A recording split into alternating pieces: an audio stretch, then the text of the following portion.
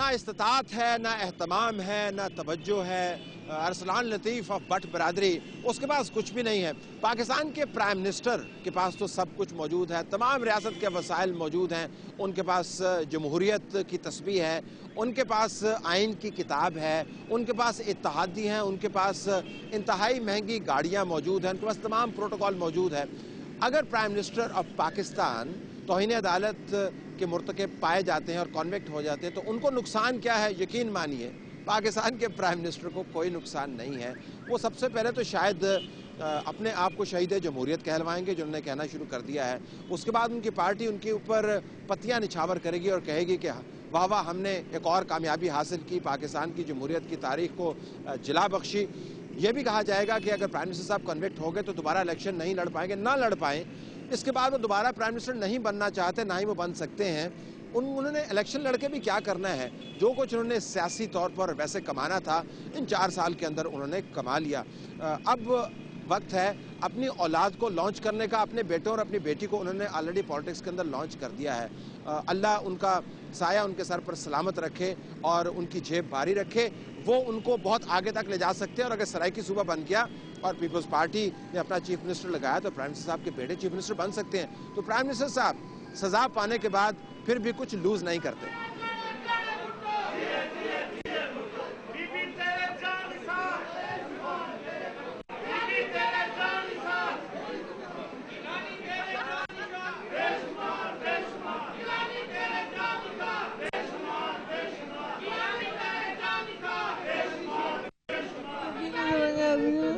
बोल के बताओ ना।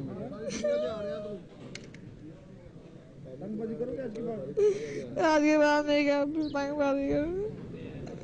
दूसरे दोस्तों को क्या कहोगे? पतंगबाजी करनी चाहिए कि नहीं करनी चाहिए कि नहीं करनी चाहिए कि नहीं करनी? अरसलान लतीफ़ को किस नतीजे को भुगतना पड़ा, एक नज़ारा नाज़रीन आप स्क्रीन पर देख ही रहे हैं। इस बेचारे बच्चे को हथकड़ी लगाकर रात थाने में गुजारने पर मजबूर किया गया। इसके ख़ानदान को जिस तकलीफ़ से गुजरना पड़ा उसका अंदाज़ा आप और मैं नहीं लगा सकते। इसके भाई बहन बिलखते रहे, इसको मार पड़ी और इसको उस कमरे में रात गुजारनी पड़ी जिसका इसने कभी तसव्वुर भी नहीं किया था। ये एक तो नतीजा इसने भुगत लिया। इसके बाद एक माइनर ऑफेंस की कैटेगरी के अंदर इसका एक रिकॉर्ड खुल गया है। ये सारी ज़िंदगी उस खौफ और इस एक्सपीरियंस को भुला नहीं पाएगा। और इसके अलावा नाज़रीन, अरसलान लतीफ़ कभी भी बड़ा होकर इन तमाम मामलात को नफ्सियाती तौर पर डिफीट नहीं कर पाएगा। सारी ज़िंदगी उसके जहन में रहेगा कि मेरे से बहुत बड़ा जुर्म तो नहीं हुआ था लेकिन मुझे जेल जाना पड़ा। अरसलान लतीफ़ का एक रिकॉर्ड भी खुल गया है, वो माइनर ऑफेंडर्स की कैटेगरी के अंदर भी आ गया है और उसके ख़ानदान की बड़ी बेइज्जती भी हुई है। अरसलान लतीफ़ इसको सियासी तौर पर कैश नहीं कर सकता, वो बाहर जाकर किताब नहीं लिख सकता, वो जमहूरियत की ताबेदारी में इसको बतौर ताज सर के ऊपर नहीं रख सकता। इसके ख़ानदान के लिए जेल जाना एक इंतहाई बुरी बात है, एक ज़िल्लत आमेज़ एक्सपीरियंस है।